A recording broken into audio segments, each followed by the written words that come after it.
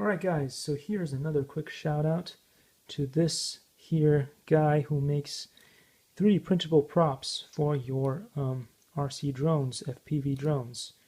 It's worth taking a look at his video here off of YouTube if you haven't seen it. And his channel is, I think it's RC Life On. This is the guy right here, but anyway, it's worth taking a look at his videos.